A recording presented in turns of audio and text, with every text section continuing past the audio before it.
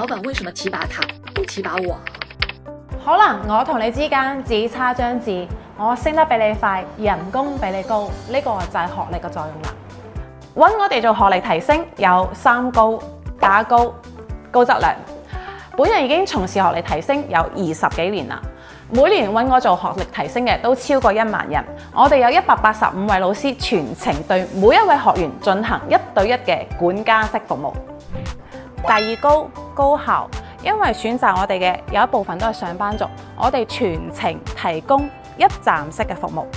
我哋由報名、培訓、考試、查詢、攞證，全程提供高質嘅服務。